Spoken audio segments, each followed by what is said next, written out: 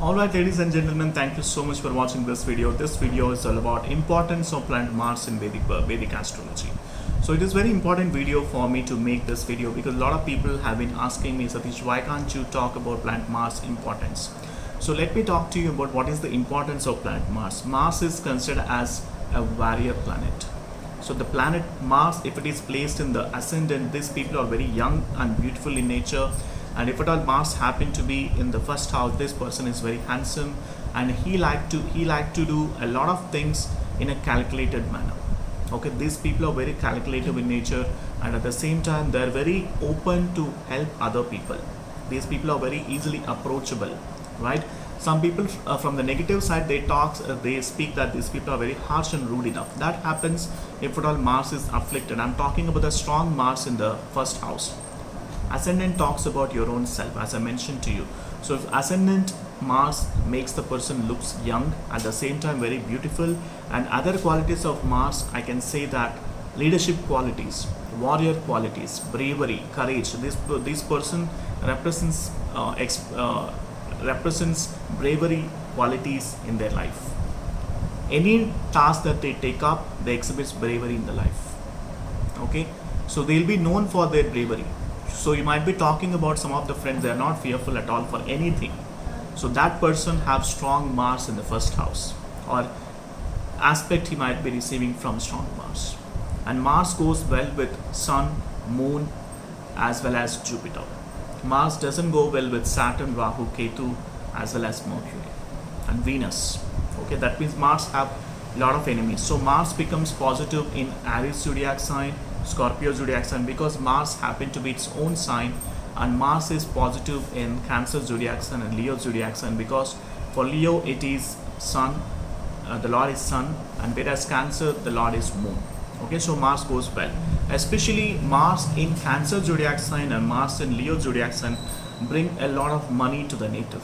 Okay, if at all he got into the technology business, if at all he gets into the exports and imports business or real estate business, provided the Dhanakaraka, that is Jupiter and Venus, also should be stronger in the birth chart to make good business profits, to make very good monetary benefits, monetary profits in the life. Okay, Mars also represents passion. Mars represents strength. So the strength of the person, the vitality of the person can be seen from the strength of planet Mars in the birth chart. If Mars is properly placed with proper degrees and everything, this person is very strong and he can able to control his fears without anybody's dependency. At the same time, if Mars is afflicted, this person is dependent too much on other people. You might have some of the friends who keep complaining about other people. They keep nagging, they keep talking about the same issue again and again, and they'll be looking for the mental support and all that. This happens if at all you have weak Mars in the birth chart. Along with that, you have weak Moon in the birth chart, because Moon represents your thoughts, whereas Mars is basically a planet of action, planet of implementation. Whether you are implementing your learnings, all that stuff can be seen from the placement of Mars. And Mars also represents vitality, okay, your blood cells. And at the same time, Mars also represents prosperity. If Mars is placed in the 10th house or Mars is placed in the 11th house, this blesses the native with very good solid career, and also you'll be getting very good you will be getting very good blessing from the subordinates, peers, as well as co-workers. And of course, Mars is afflicted, what I have told you, it becomes a negative for this person. If Mars is placed in the 5th house, 7th, as well as 9th and 11th houses, brings a lot of money to the native.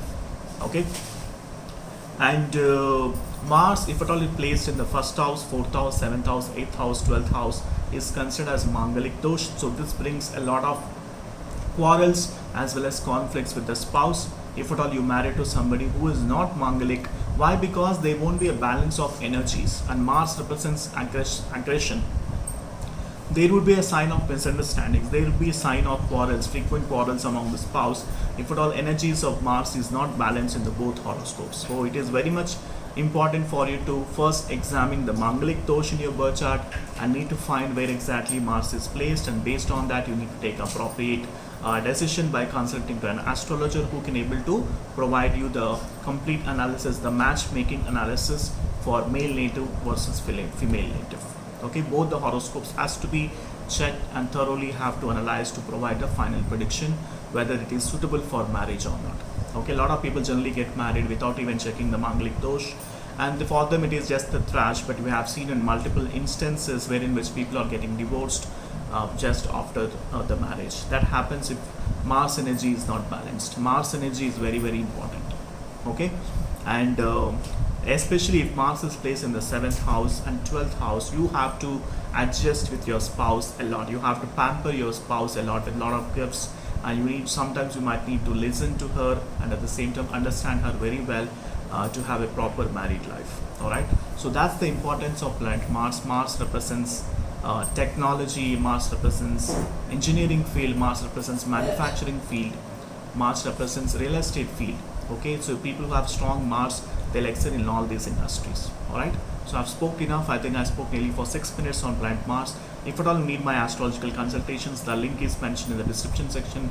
Do book for an astrological consultation. Once I get a consultation order, that will enable me to check your birth chart at least for 2 to 3 hours, and then I can provide you the final prediction by doing the proper analysis. All right, so thank you so much, and I'll wait for a consultation.